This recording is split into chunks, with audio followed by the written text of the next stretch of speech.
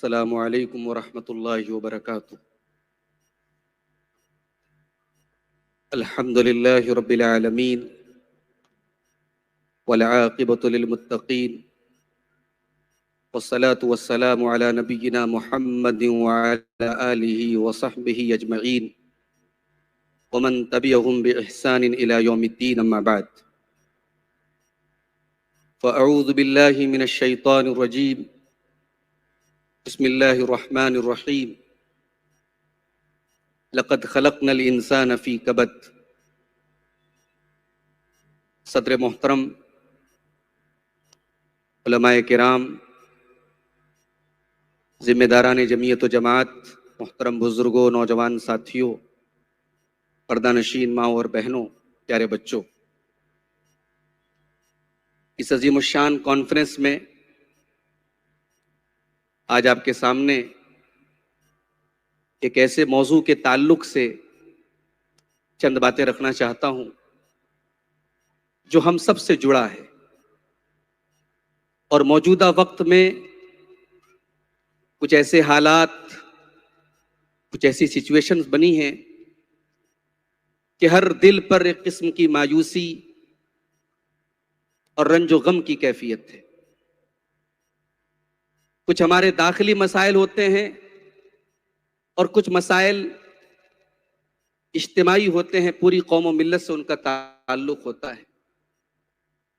اپنے آس پاس جب ہم کوئی ایسا واقعہ، کوئی ایسی چیز دیکھتے ہیں، ایک قوم کی حیثیت سے، ایک ملت کی حیثیت سے، جو ہمارے لیے ٹھیک نہیں ہوتی، تو ہمیں تکلیف ہوتی ہے، ہمیں دل میں اس کا احساس اور فیلنگ ہوتی ہے۔ آج ہم یہ دیکھیں گے کہ اسلام اس سلسلے میں ہماری کیا رہنمائی کرتا ہے۔ سب سے پہلی بات تو یہ یاد رکھیں میرے بھائیوں کہ ہماری یہ دنیا کی زندگی، یہاں غم اور رنج اور ٹینشن اور تکلیف کا آنا یہ ناگزیر ہے، اس کے بغیر ہمیں کوئی چارہ نہیں ہے۔ اللہ تعالیٰ نے اس دنیا کا نظام ایسا بنایا ہے، یہاں آپ اگر یہ تصور کریں کہ ہماری زندگی میں کبھی کوئی ٹینشن نہ آئے، کبھی کوئی دکھ نہ آئے، کبھی کوئی غم نہ آئے، تو یہ پاسبل نہیں ہے۔ زندگی ہے تو زندگی میں غم اور تکلیفیں آئیں گی۔ اللہ تعالیٰ نے قرآن کریم میں سورۃ البلد میں فرمایا، لقد خلقنا الانسان فی کبد، یقیناً ہم نے انسان کو مشقتوں اور سختیوں میں گھرا ہوا پیدا کیا۔ انسان کو اللہ نے ایسا بنایا ہے، انسانی زندگی مشقتوں سے، اسٹرگل سے، ٹینشن سے، پریشانیوں سے بھری رہے گی۔ ایک دوسرے مقام پر اللہ نے فرمایا وَأَنَّهُ هُوَ أَضْحَكَ وَأَبْكَى، اللہ ہی کی ذات ہے جو ہمیں ہنساتی بھی ہے، اور اللہ ہی کی ذات ہے جو ہمیں رلاتی بھی۔ دنیا کی زندگی میں اگر ایسے مواقع آتے ہیں جب ہمارے چہروں پر مسکراہٹ آتی ہے، تو ایسے موقع بھی آئیں گے جب ہماری آنکھوں سے آنسو جاری ہو۔ اگر ایسی زندگی ہم چاہتے ہیں جہاں کوئی غم نہ ہو، تو ایسی زندگی انشاءاللہ جنت میں ملے گی۔ اسی لیے قرآن کریم میں اللہ فرماتا ہے کہ جب جنتی جنت میں جائیں گے تو اللہ کا شکر ادا کرتے ہوئے کہیں گے الحمدللہ الذی اذھب عنا الحزن، تمام تعریفیں اس اللہ کے لیے ہیں جس نے دنیا کے رنج و غم سے ہم سب کو نجات دے دی۔ تو جنت کی زندگی ایسی ہے، وہاں کوئی رنج و غم، وہاں کوئی تھکاوٹ، کوئی تکلیف، کوئی ٹینشن نہیں ہوگی۔ دنیا میں غم آئیں گے۔ اب مسئلہ یہ ہے کہ غم اور تکلیف کے جب واقعات پیش آئیں تو ان کو ہم ٹریٹ کیسے کریں؟ جب ہماری زندگی میں کوئی پریشانی آئے تو اس وقت ہم کیا کریں؟ اب کوئی شراب کے ذریعے اپنے غموں کو ہلکا کر رہا ہے، کوئی نشے اور ڈرگز کے ذریعے اپنے غموں کو دور کرنے کی کوشش کر رہا ہے۔ یہ سارے گناہوں کی دنیا کے یہ طریقے انسان کو مزید ہلاکت کی طرف لے کے جا رہے ہیں۔ آج کے اس گفتگو میں ہم یہ دیکھیں گے کہ قرآن و سنت نے ہمیں غم کے علاج کے تعلق سے ہماری کیا رہنمائی کی۔ اس میں سب سے پہلی چیز جو شریعت ہمیں بتاتی ہے کہ صحیح عقیدہ اور توحید یہ پہلی اور بنیادی چیز ہے۔ اگر آپ چاہتے ہیں کہ اس دنیا میں آپ ایک سکون کی زندگی بسر کریں، آپ کا دل مطمئن ہو، تو آپ عقیدہ توحید کو اپنا لیں۔ جو اللہ تبارک و تعالیٰ نے نیچرلی آپ کے اندر فطرت کی ایک آواز رکھی ہے اللہ تبارک و تعالیٰ نے فطری طور پر ہمیں توحید پر بنایا ہے، اس توحید کو اپناؤ میرے بھائیوں۔ آپ شرک کے ذریعے سکون نہیں پا سکتے۔ جس سماج میں کریشن کی عبادت ہو رہی ہو، جس سماج میں اپنے ہاتھوں سے بنائے ہوئے خداؤں کی پوجا ہو رہی ہو، جس معاشرے میں اپنے معبودوں میں خود جان ڈالنے کا کام کیا جا رہا ہو، وہ سماج کبھی پرامن اور چین والا نہیں بن سکتا ہے۔ فطرت کی آواز توحید ہے میرے بھائیوں۔ فاقم وجہک للدین حنیفا فطرت اللہ التی فطر الناس علیہا لا تبدیل لخلق اللہ ذالک الدین القیم۔ اللہ نے فرمایا ایک اللہ کے آگے سر جھکانے والے بن جاؤ، ایک اللہ کی توحید پر آ جاؤ، یہی تمہاری فطرت کی آواز ہے، اور اسی فطرت پر تمہیں اللہ نے پیدا کیا ہے۔ میرے بھائیوں، جب اس کائنات کا نظام شرک کی بنیاد پر نہیں چل سکتا، اور اللہ نے فرمایا لو کان فیہما آلہۃ الا اللہ لفسدتا، اگر اس کائنات میں ایک اللہ کے سوا کئی معبود ہوتے، کئی رب ہوتے، کائنات کا نظام درہم برہم ہو جاتا۔ جب کائنات کا نظام شرک کی بنیاد پر نہیں چل سکتا، انسان کی زندگی شرک والی زندگی کیسے سکون کی زندگی ہو سکتی ہے میرے بھائی؟ توحید ہمیں سکون دیتی ہے۔ اور جب بات توحید کی آئی ہے تو ایک بات اور یاد رکھو، توحید کے ساتھ ساتھ ہمیں اس منہج اور اس راستے کو بھی اپنانا ہے جو راستہ پیارے نبی جناب محمد الرسول اللہ صلی اللہ علیہ وسلم نے ہمیں دیا ہے۔ اکثر ایسا بھی ہوتا ہے، ایک نوجوان صحیح عقیدے کا حامل ہوتا ہے، مگر وہ ایسے لوگوں کے ہتھے چڑھ جاتا ہے جن کے منہج میں انحراف ہوتا ہے، اور وہ اس نوجوان کو غلط ٹریک پہ لے کے چلے جاتے ہیں۔ وہاں شرک تو نہیں ہوتا ہے، وہاں غیر اللہ کے در پہ سر تو نہیں جھکایا جاتا ہے، مگر منہج سلف اور منہج صحابہ اور منہج رسول سے انحراف کے نتیجے میں وہ نوجوان برباد ہو جاتا ہے۔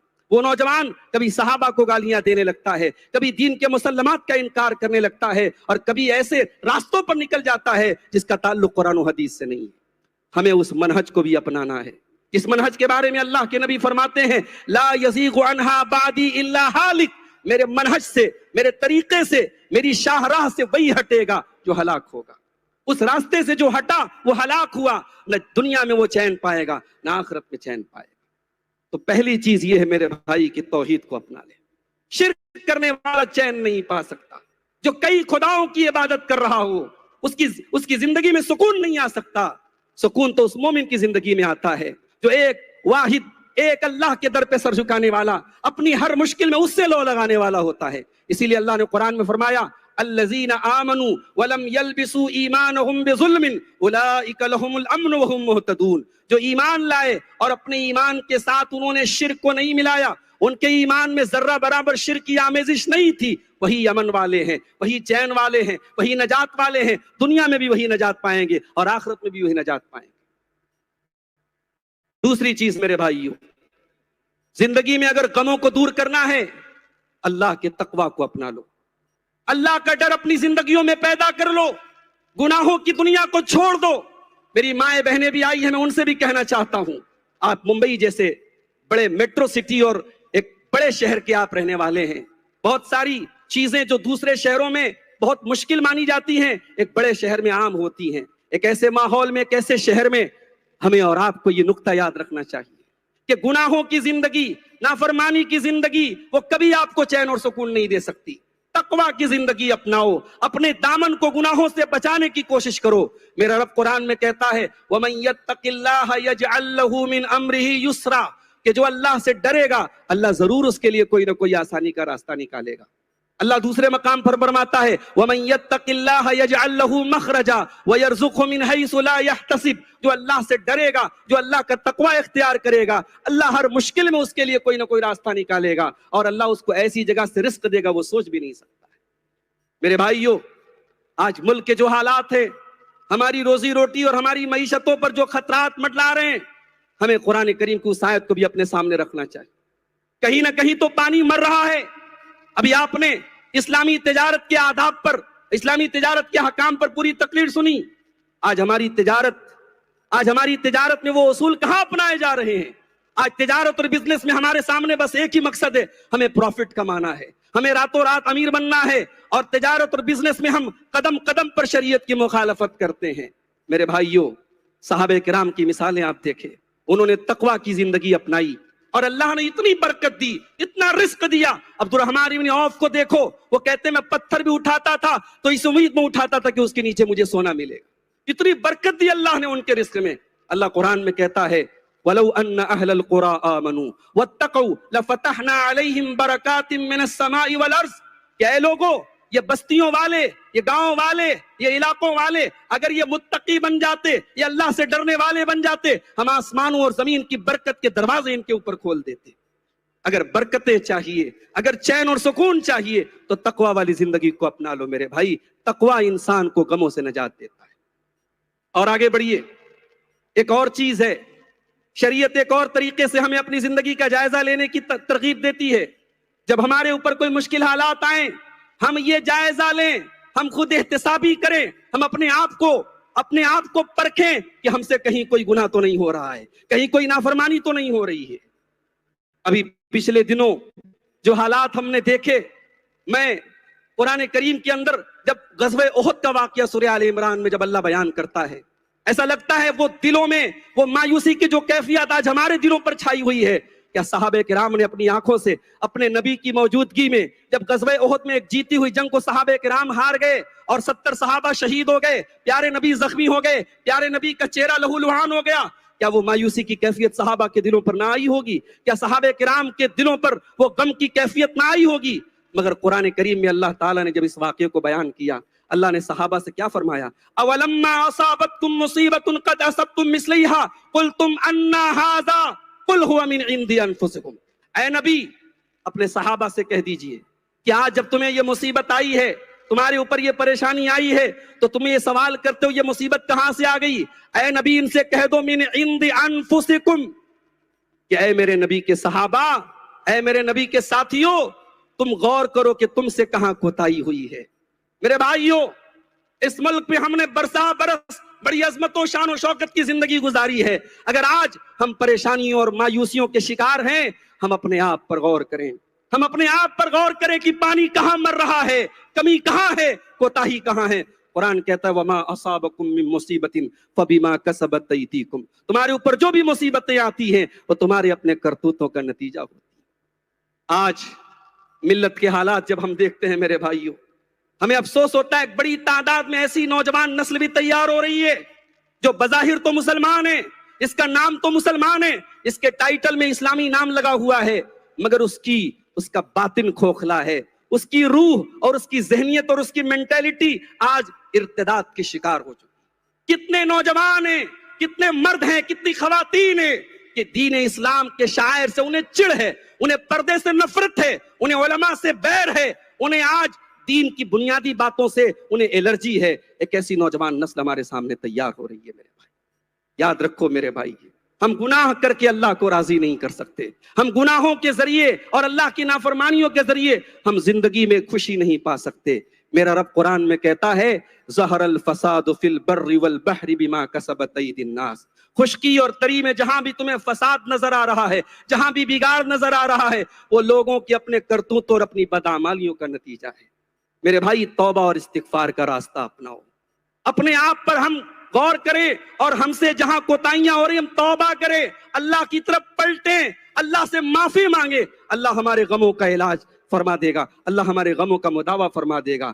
فَقُلْتُ اسْتَغْفِرُوا رَبَّكُمْ إِنَّهُ كَانَ غَفَّارًا يُرْسِلِ السَّمَاءَ عَلَيْكُمْ مِدْرَارًا وَيُمْدِدْكُمْ بِأَمْوَالٍ وَبَنِينَ وَيَجْعَلْ لَكُمْ جَنَّاتٍ وَيَجْعَلْ لَكُمْ أَنْهَارًا.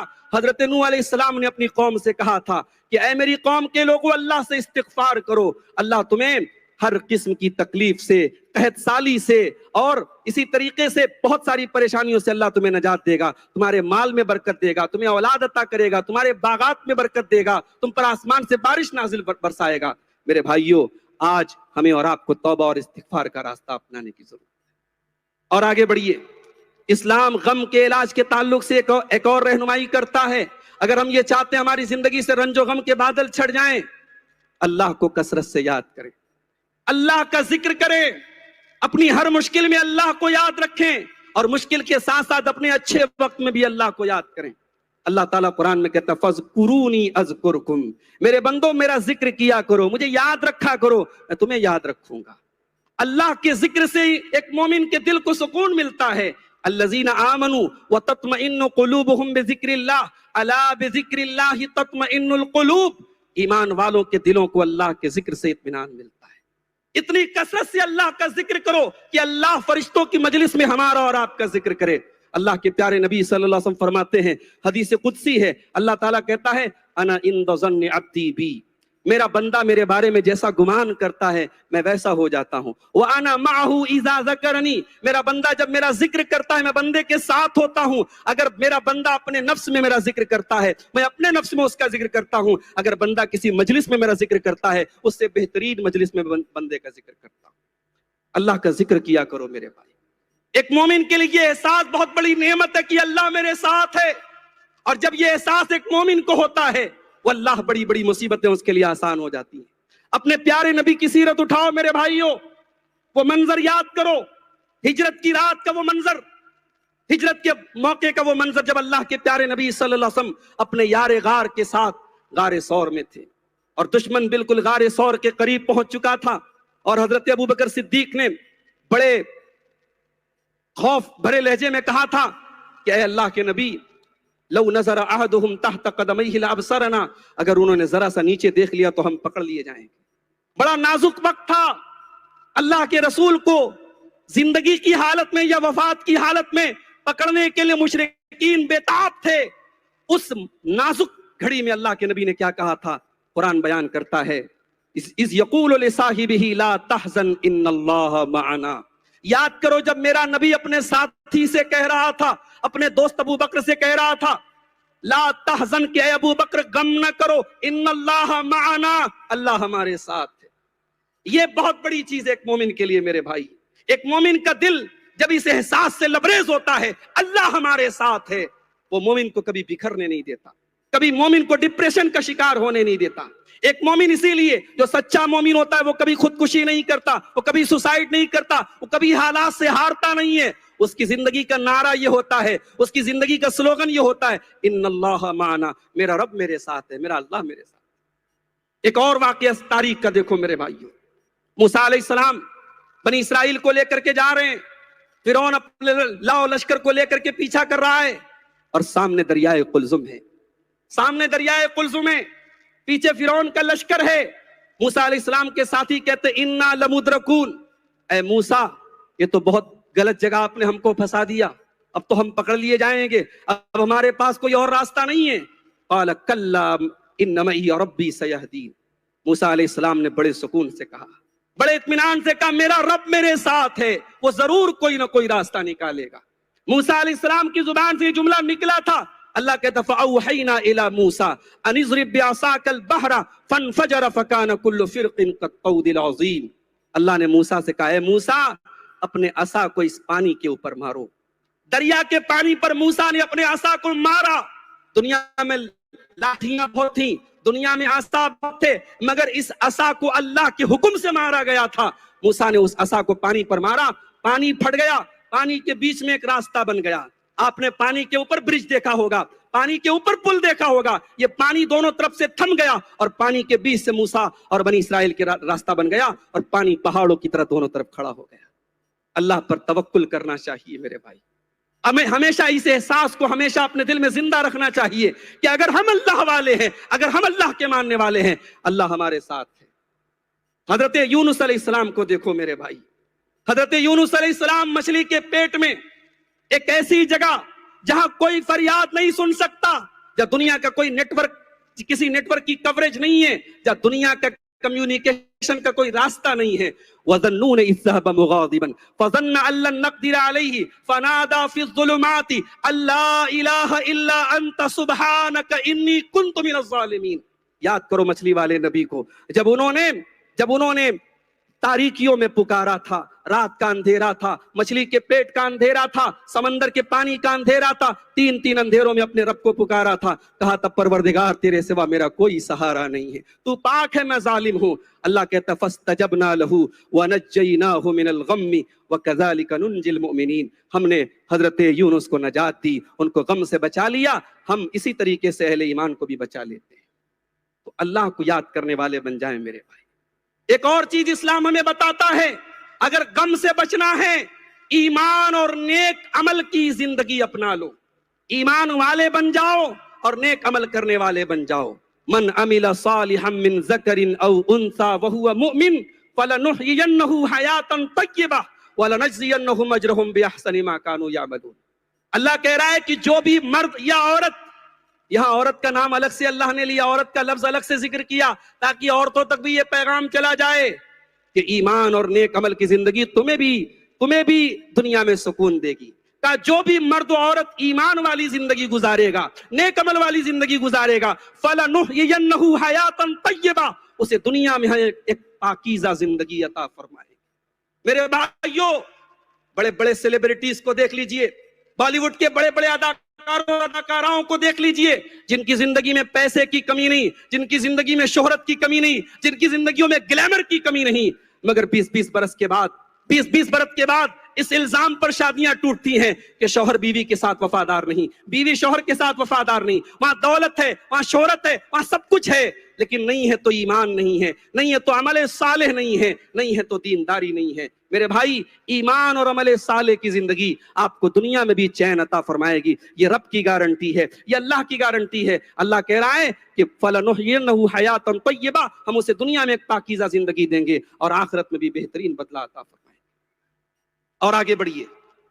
ایک مومن کو یہ پتا ہوتا ہے زندگی میں اگر ایک کانٹا بھی چبھے گا، اور میں مومن ہوں، میں ایمان والا ہوں، میں ہوں، اس کانٹے کی چبھن کی جو تکلیف مجھے ہوئی ہے اس پر مجھے اللہ کے اجر و ثواب ملے گا، اس پر بھی میرے کچھ گناہوں کا کفارہ وہ تکلیف بن جائے گی.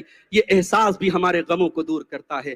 اللہ کے پیارے نبی صلی اللہ علیہ وسلم فرماتے ہیں، صحیح بخاری اور صحیح مسلم کی روایت ہے، ما یصیب المسلم من نصب ولا وصب ولا ہم ولا حزن ولا اذن ولا غم حتى الشوكة يشاكها الا كفر الله بها خطاياها. مومن کو جو بھی تکلیف پہنچتی ہے، مومن کو جو بھی غم پہنچتا ہے، حتیٰ کہ کانٹا بھی اگر مومن کو چبھتا ہے وہ اس کے گناہوں کا کفارہ بنتا ہے.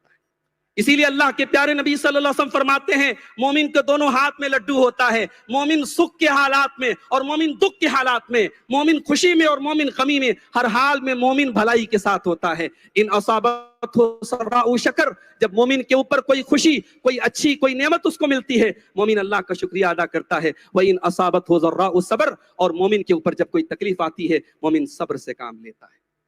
میرے پیارے بھائیوں، اسلام رنج و غم کے علاج میں ایک اور چیز ہمیں بتاتا ہے، اور وہ یہ ہے کہ جب ہمیں زندگی میں ٹینشن آئے، جب کوئی غم آئے، تو ہم موت کو یاد کر لیا کریں. ہم اس وقت کو یاد کر لیں جب دنیا سے چلے جائیں گے. بہت غم ہے، بہت ٹینشن ہے، لیکن موت بھی تو آنی ہے نا. ایک دن موت آئے گی، یہ ٹینشن یہ دکھ سب ختم ہو جائیں گے. موت سے مومن ڈرتا نہیں ہے، مومن اپنی مصیبتوں میں موت کو یاد کر کے اپنی مصیبتوں کو ہلکا کر لیتا ہے. اللہ کے پیارے نبی صلی اللہ علیہ وسلم فرماتے ہیں، اکثروا ذکر ہادم اللذات، لذتوں کو توڑنے والی چیز موت کو یاد کیا کرو. فَإِنَّهُ مَا مِنْ أَحَدٍ ذَكَرَهُ فِي سَاعَةٍ إِلَّا ضَيَّقَهُ عَلَيْهِ. موت ایک ایسی چیز ہے، جب آپ خوشی کے لمحات میں یاد کریں گے، جب آپ کے اوپر بہت ساری نعمتیں ہیں، کشادگی، اس وقت یاد کریں گے تو موت آپ کو بہکنے نہیں دے گی، موت آپ کی اوقات آپ کو یاد دلائے گی. اور جب آپ تنگی اور پریشانی میں موت کو یاد کریں گے، موت آپ کے لیے آسانی لے آئے گی. آپ کو لگے گا چلو یار ایک دن مر جائیں گے، یہ غم ختم ہو جائیں گے. موت کا احساس ایک مومن کی تکلیفوں کے احساس کو کم کر دیتا ہے. اسی لیے اللہ کے پیارے نبی صلی اللہ علیہ وسلم کے سامنے سے ایک جنازہ گزرا. آپ نے صحابہ سے کہا کہ مستریح و مستراح منہ، یہ جو جنازہ جا رہا ہے یا تو یہ راحت پا گیا یا راحت دے گیا. صحابہ نے کہا اللہ کے رسول اس کا کیا مطلب ہے؟ آپ نے فرمایا العبد المؤمن یستریح من نصب الدنیا، جو بندہ مومن ہوتا ہے جب مرتا ہے دنیا کے غموں سے، دنیا کی ٹینشن سے نجات پا جاتا ہے، راحت پا جاتا ہے، اللہ کے یہاں چلا جاتا ہے. اور والعبد الفاجر یستریح منہ العباد والبلاد والشجر والدواب، اور جو بندہ فاسق و فاجر ہوتا ہے، جو نافرمان ہوتا ہے، جو گناہگار ہوتا ہے، جب وہ مرتا ہے تو یہ بندے، یہ شہر، یہ درخت اور یہ دنیا کی چیزیں یہ راحت محسوس کرتی ہیں کہ چلو خس کم جہاں پاک، یہ دنیا سے گیا اور دنیا کو نجات مل گئی. تو میرے بھائی ایسا وجود اپنا بناؤ کہ جب آپ اس دنیا سے جائیں تو آپ کو دنیا سے نجات نہ ملے، آپ دنیا کو آپ سے راحت نہ ملے، بلکہ آپ کو دنیا کے غموں سے راحت ملے. یہ ایک مومن کی زندگی کا ایک احساس ہوتا ہے. اور آگے بڑھیے. اسلام غموں کے علاج کے تعلق سے ایک اور رہنمائی ہماری کرتا ہے. اگر ہم رنج و غم سے بچنا چاہتے ہیں، اس مالک کے سامنے فریاد کریں، اس کے سامنے شکوہ کریں جو شکوہ دور کر سکتا ہے. ارے ان کے سامنے سر جھکانا اور ان کے سامنے شکوہ کرنے کا کیا فائدہ جو ہماری طرح خود محتاج ہیں. اگر سر جھکانا ہے، فریاد کرنا، اس اللہ کے سامنے فریاد کریں جس کی شان یہ ہے یا ایھا الناس انتم الفقراء الی اللہ واللہ هو الغنی الحمید. اے لوگو، اللہ کے فقیر اور اللہ کے محتاج ہو تم سب. اللہ اکیلا ہے جو غنی ہے، جو بے نیاز ہے. میرے بھائیو، حضرت یعقوب علیہ السلام اپنے بیٹے یوسف کی یاد میں رو رہے ہیں. بڑھاپا آ چکا ہے، آنکھوں کی بینائی چلی گئی ہے اور حضرت یعقوب کی آنکھوں میں آنسو ہے. کہنے والے کہتے ہیں کہ اے یعقوب، آپ تو بیٹے کو یاد کر کر کے اپنے آپ کو ہلاک کر ڈالیں گے، آپ تو اپنے آپ کو ختم کر ڈالیں گے. یعقوب علیہ السلام کہتے ہیں انما اشکو بثی وحزنی الی اللہ. اے لوگو، اگر میں رو رہا ہوں، میری آنکھوں میں آنسو ہے، میں دنیا والوں کے سامنے نہیں رو رہا ہوں، میں اللہ کے سامنے رو رہا ہوں. اللہ کی بارگاہ میں آنسو بہا رہا ہوں. اللہ میرے شکوے کو سنے گا. میرے بھائی، اگر آنسو بہانا ہے، اس اللہ کے سامنے آنسو بہاؤ. امن یجیب المضطر اذا دعا، کون ہے جو پریشانیوں میں ہماری فریاد کو سنتا ہے؟ اس اللہ کے سوا کون ہے میرے بھائی؟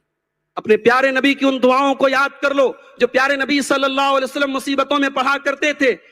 ایک دعا پڑھتے تھے، اللہم انی اعوذ بک من الہم والحزن والعجز والکسل والبخل والجبن وضلع الدین وغلبۃ الرجال. چھوٹی سی دعا ہے، چند الفاظ ہیں، مگر دریا کو کوزے میں سمیٹ دیا ہے پیارے نبی صلی اللہ علیہ وسلم نے. دنیا کے ہر غم اور دنیا کی ہر نگیٹو چیز سے اللہ کی پناہ مانگ لی. اس دعا کو یاد کر لو میرے بھائی.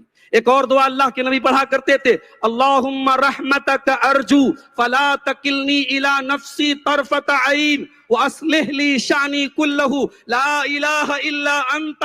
پروردگار، میں تیری رحمت کا امیدوار ہوں. اے اللہ، میں تیری رحمت کا امیدوار ہوں. پلک جھپکنے بھر بھی میرے نفس کی طرف مجھے نہ پلٹانا. اے اللہ، میرے سارے معاملات کو درست کر دینا. تیرے سوا کوئی معبود نہیں ہے. یہ دعا ہے پیارے نبی صلی اللہ علیہ وسلم کی. ایک اور دعا پڑھتے تھے، یا حی یا قیوم برحمتک استغیث. یہ وہ دعائیں ہیں جو پیارے نبی صلی اللہ علیہ وسلم پڑھا کرتے تھے. غم اور مصیبت کے لمحات میں ہم ان دعاؤں کو پڑھا کریں میرے بھائی. ایک مومن اللہ کی تقدیر پر ایمان رکھتا ہے. ایک مومن کو پتا ہوتا ہے کہ کائنات کا پتا بھی اللہ کی مرضی اور مشیت کے بغیر نہیں ہلتا ہے. زندگی میں اگر غم اور تکلیف آئی ہے، یہ ہماری تقدیر کا ایک حصہ ہے.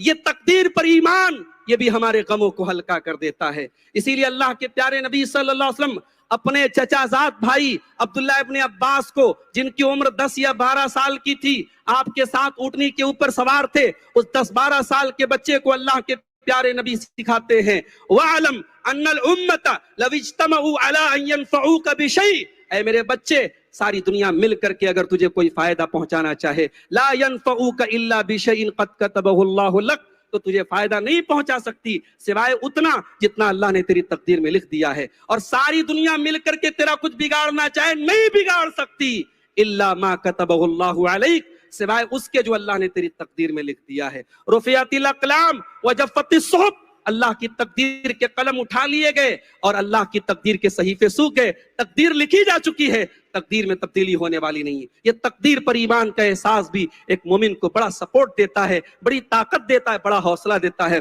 اس کے رنج و غم کو دور کرتا ہے. میرے بھائیوں، ایک اور چیز ہے جو ہمیں غموں سے نجات دیتی ہے، اور یہ وہ چیز ہے جس کو ہم نماز کہتے ہیں. آج ہمارے یہاں مسجد پر بڑی باتیں ہو رہی ہیں.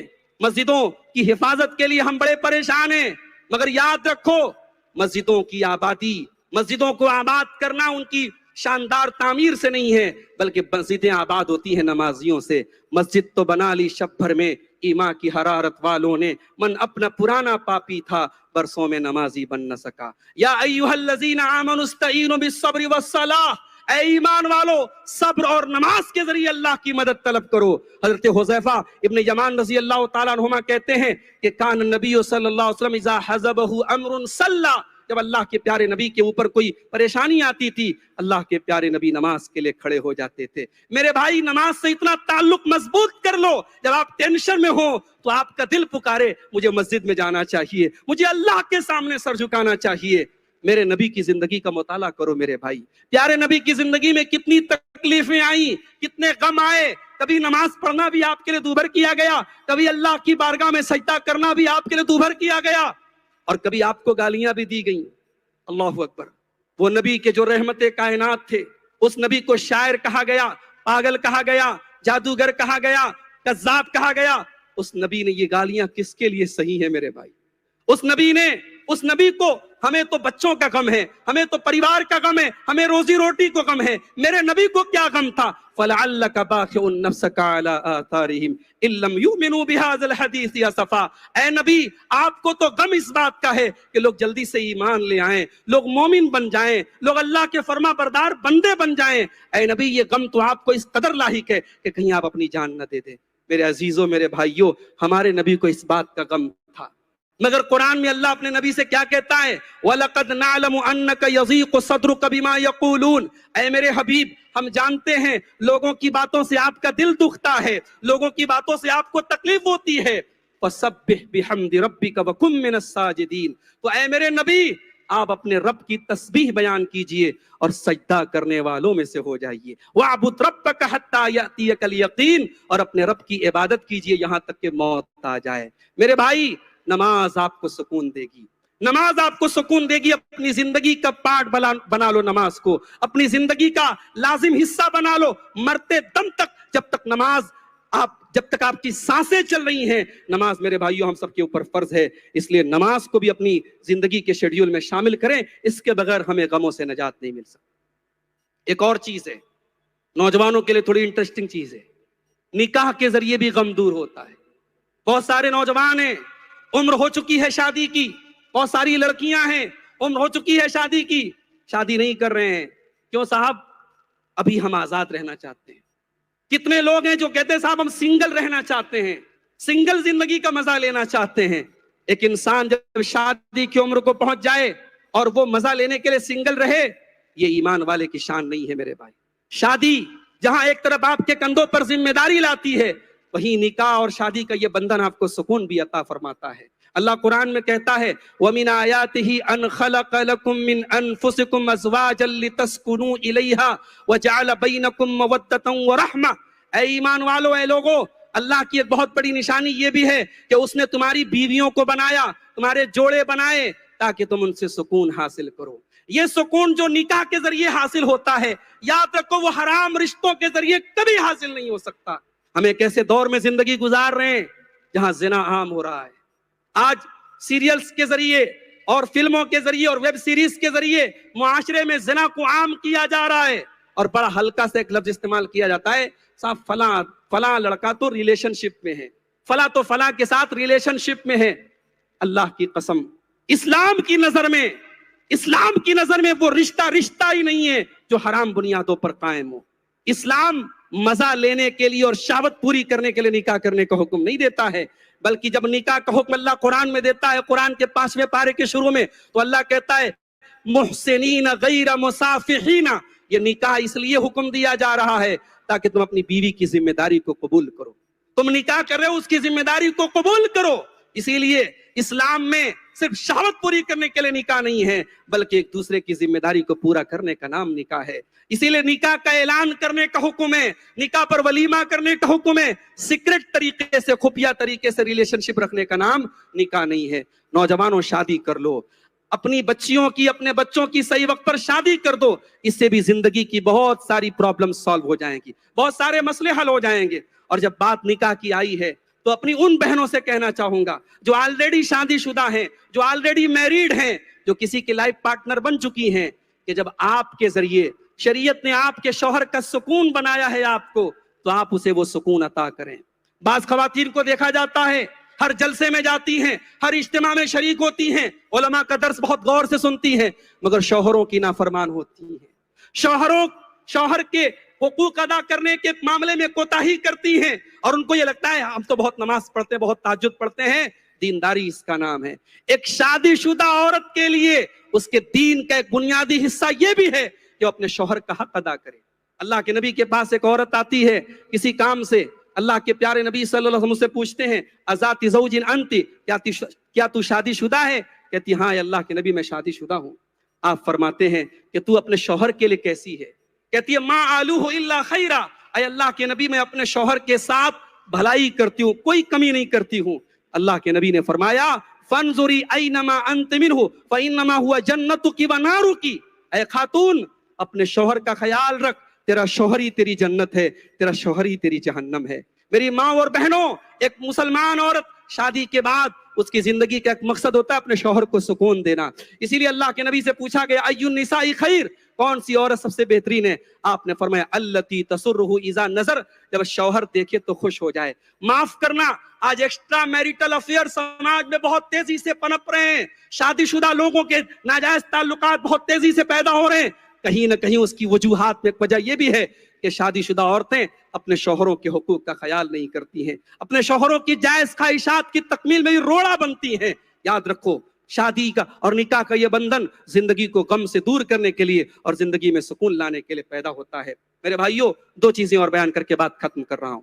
अल्लाह के प्यारे नबी पर दरूद पढ़ना, ये गलतफहमी भी दूर कर ली जाए कि साहब ये अहले हदीस लोग नऊजुबिल्लाह ये नबी पर दरूद नहीं पढ़ते हैं, नबी को नहीं मानते हैं, नबी का एहतराम नहीं करते हैं। वल्लाह हमारे तो मसलक और मनहज की ये खासियत है, हमने बड़े बड़े अइम्मा और बड़े बड़े ताबईन और यहाँ तक के सहाबे किराम के अक़वाल व अफ़आल को भी इस बुनियाद पर तर्क किया कि हमें उसके मुकाबले में प्यारे नबी की सही हदीस मिल गई। मेरे भाई, अहले हदीस के ऊपर अगर कोई ये इल्जाम लगाए कि साहब ये नबी को नहीं मानते, वल्लाह हमारे मसलक व मनहज की बुनियाद मोहब्बत रसूल पर है, और क्यों न हो, मोहब्बत रसूल के बगैर किसी का ईमान मुकम्मल नहीं हो सकता। और उसी मोहब्बत का एक तकाजा यह है कि प्यारे नबी सल्लल्लाहु अलैहि वसल्लम पर कसरत से दरूद पढ़ा जाए। तिरमिज़ी की रिवायत है, हजरत उबई बिन काब अल्लाह के नबी से कहते हैं कि ऐ अल्लाह के नबी, मैं आप पर कसरत से दरूद पढ़ता हूँ, फकम अजअलु लक मिन सलाती, ऐ अल्लाह के नबी मैं अपने दुआ का और अपने वजीफा का कितना हिस्सा आपके ऊपर दरूद पढ़ने के लिए खास कर दूं। अल्लाह के नबी ने फरमाया तुम्हारी मर्जी। उन्होंने कहा कि अल्लाह के रसूल, अगर मैं अपने दुआ का या अपने वजीफा का 1/4 हिस्सा आपके ऊपर दरूद पढ़ने के लिए खास कर दूं, आपने फरमाया मा शीता फ़इन ज़िदत फ़हुवा खैरुल लक, तुम्हारी मर्जी, लेकिन और ज्यादा कर लो तो और अच्छी बात है। उन्होंने कहा अल्लाह के रसूल, अगर मैं अपने वजीफे का आधा हिस्सा, यानी दुआ के लिए वजीफा के लिए कोई वक्त खास कर लिया, अब उसका आधा हिस्सा मैं आप पर दरूद पढ़ूंगा, आपने फरमाया अगर और बढ़ा लो तो और अच्छा है। उन्होंने कहा अगर 2/3 कर लूं, 2/3 कर लूं, आपने फरमाया अगर और बढ़ा लो तो और अच्छा है। उन्होंने कहा फिर मैं आपके ऊपर दरूद पढ़ने के लिए अपना उस पूरा वक्त अपना खास कर देता हूं। अल्लाह के प्यारे नबी सल्लल्लाहु अलैहि वसल्लम ने फरमाया इज़न तुकफा हम्मका व युगफर लक ज़ंबुका, ऐ उबई बिन काब, अगर तुम इतना ज्यादा मेरे ऊपर दरूद पढ़ोगे तो तुम्हारे सारे गम दूर हो जाएंगे और तुम्हारे गुनाह अल्लाह क्या माफ हो जाएंगे। प्यारे नबी पर दरूद पढ़ना ये इतनी फजीलत का और इतना बड़ा ये अमल है कि अल्लाह तबारक व तआला इसके जरिए हमारे रंजो गम को दूर कर देगा। मेरे अजीजों, रंजो गम को दूर करना है, कुरान करीम से अपना ताल्लुक मजबूत करना। आज अफसोस की बात है, हमें से कितने लोग ऐसे हैं जिन्होंने आखिरी बार रमजान को कुरान को शायद रमजान में छुआ था। इस मोबाइल के बगैर हम 1 मिनट नहीं रह सकते, मगर कुरान की हमारी जिंदगी में कोई जरूरत हम महसूस नहीं करते। अल्लाह कुरान में कहता है वक़ाल अल्लज़ीना कफ़रू लौला नुज़्ज़िला अलैहिल कुरआन जुमलतन वाहिदा, ये काफिर कहते हैं कि कुरान मुहम्मदुर रसूलुल्लाह सल्लल्लाहु अलैहि वसल्लम के ऊपर इकट्ठे क्यों नहीं उतरा। कज़ालिका लिनुथब्बित बिही फुआदक, ऐ नबी हमने इस कुरान को थोड़ा थोड़ा इसलिए उतारा है ताकि हम आपके दिल को मजबूत करें। वरत्तल्लाहु तरतीला, और हमने कुरान को ठहर ठहर करके पढ़वाया है। पता ये चला कि कुरान की आयतों के जरिए नबी को तसल्ली दी जाती थी, कुरान की वही आयतें आज हमें भी तसल्ली देंगी, आज हमारे भी गमों को दूर करेंगी। कुरान से अपना ताल्लुक मजबूत कर लो मेरे भाइयों। और आखिरी चीज ये है मेरे भाई, जिंदगी में शायर कहता है कभी किसी को मुकम्मल जहां नहीं मिलता, कभी किसी को मुकम्मल जहां नहीं मिलता, कहीं जमीन कहीं आसमां नहीं मिलता। अगर आप ऐसी जिंदगी के तसव्वुर कर रहे हैं जहां आपके सारे ख्वाब पूरे हो जाएं, सारी विशेष पूरी हो जाएं, ये मुमकिन नहीं है। जिंदगी में कनात सीखिए, जिंदगी में कनात सीखिए, अल्लाह ने जो दिया है उस पर राजी होने का हुनर सीख लीजिए। प्यारे नबी सल्लल्लाहु अलैहि वसल्लम फरमाते हैं लौ कान लिब्ने आदम वादियान मिन ज़हबिन लब्तगा सालिसा, अगर आदम के बेटे के पास सोने के 2 पहाड़ आ जाएं तभी वो तीसरे की तमन्ना करेगा। वला यमलउ जौफ इब्ने आदम इल्ला तुराब, और आदम के बेटे के मुंह को अगर कोई चीज बंद कर सकती है तो कब्र की मिट्टी बंद कर सकती है। लालच का घड़ा कभी नहीं भर सकता मेरे भाई। अल्लाह ने अगर आपको बहुत दौलत नहीं दी है, بہت آپ کو دنیا کی نعمتیں نہیں ملی ہیں، صرف 3 نعمتیں اگر آپ کو ملی ہیں، اللہ کے پیارے نبی صلی اللہ علیہ وسلم فرماتے ہیں من اصبح منکم آمنا فی سربہ معافا فی جسدہ عنده قوت یومہ فکأنما حیزت لہ الدنیا بحذافیرہا. 3 نعمتیں جس کو مل گئیں، 3 نعمتیں، اپنے گھر میں امن کے ساتھ ہے، بدن میں کوئی بڑی بیماری نہیں ہے، اور ایک دن کا کھانا اس کے پاس ہے، اللہ کے نبی فرماتے ہیں دنیا کی ساری نعمتیں اس کو مل. اگر اپنے بیوی بچوں کے ہلکی پھلکی بیماریوں پر آپ کو تکلیف اور غم ہو لائق ہوتا ہے، اسی ممبئی کے کینسر ہاسپٹل میں جا کے دیکھو، ہندوستان کے مختلف شہروں سے اپنا گھر بار چھوڑ کے اپنے اس مریض کے پیچھے لوگ کیسے پریشان ہیں اور کیسے زندگی اور موت کی جد و جہد جاری ہے. میرے بھائی، اگر ہم صرف اپنے نفس پر غور کریں، اللہ نے ہمیں بہت ساری ایسی نعمتوں سے نوازا ہے جس سے دوسرے لوگ محروم ہیں. اس لیے قناعت سیکھیں.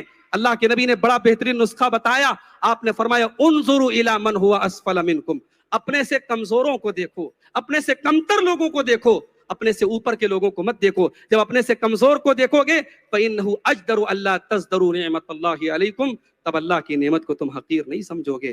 میرے بھائیوں، یہ اسلام میں غم کے علاج کے تعلق سے چند اہم باتیں تھی جو آپ کے سامنے میں نے بیان کی. اللہ سے دعا ہے رب العالمین ہم سب کو ہر قسم کے رنج و غم سے اللہ تعالیٰ نجات عطا فرمائے.